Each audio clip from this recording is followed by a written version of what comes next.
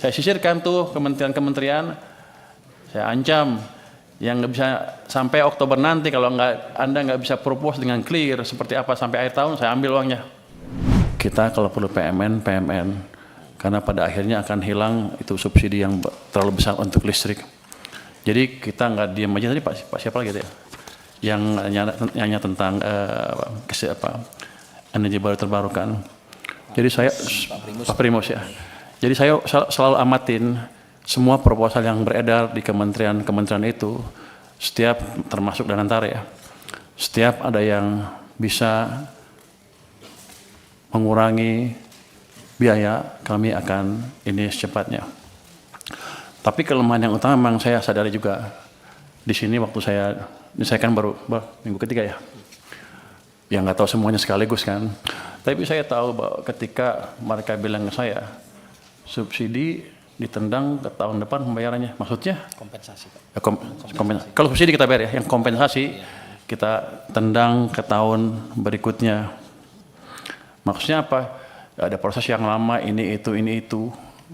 Kan saya juga pernah di private sector kan. Saya ngerti juga itu cost of capital untuk perusahaannya jadi tinggi.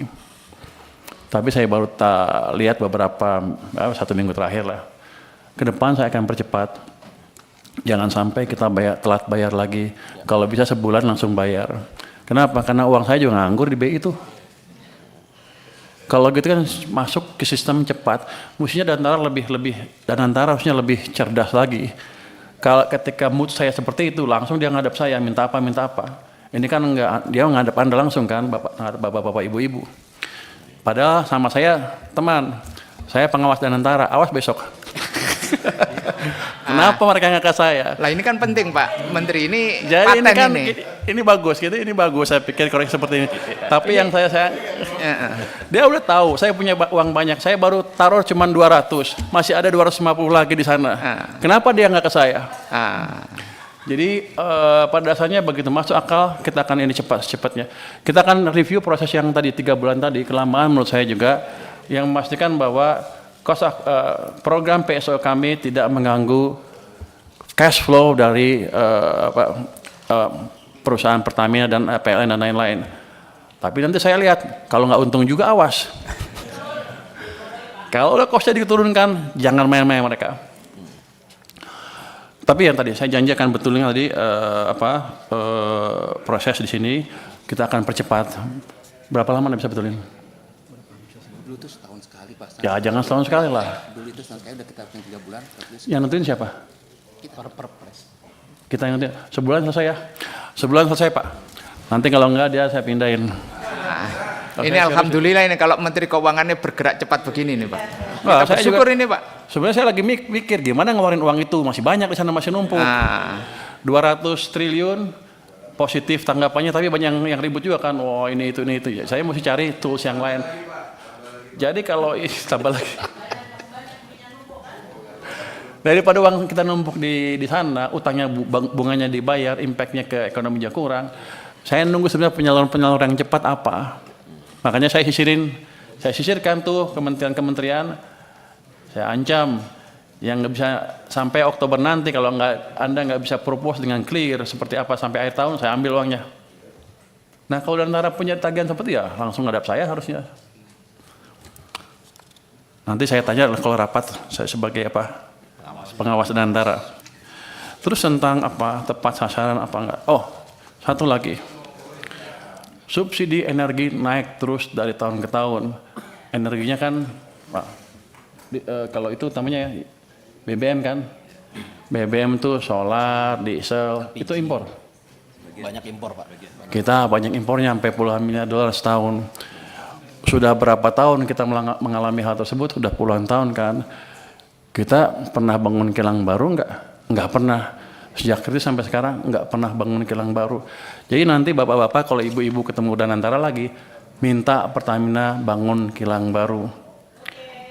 Saya pernah, waktu saya di Maritim, saya pernah tekan mereka tahun 2018 untuk bangun kilang. Mereka janji mereka akan bangun 7 kilang baru dalam waktu 5 tahun.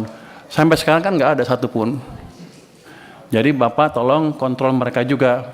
Dari saya kontrol, dari bapak-bapak juga kontrol, karena kita rugi besar. Karena kita impor dari mana? Dari Singapura. Minyak, produk minyaknya. Pabrik pupuk juga. Jadi pada dasarnya kan kalau gitu sekarang saya bukan juru bayar saja, saya akan masuk, saya akan lihat mereka jalankan apa enggak proyek-proyek yang diusulkan. Kalau enggak kita potong uangnya juga Pak. Saya kan pengawas, saya ganti aja dirutnya. Artinya timbal balik. Jadi ini saya pikir masukan yang bagus sekali dari DPR.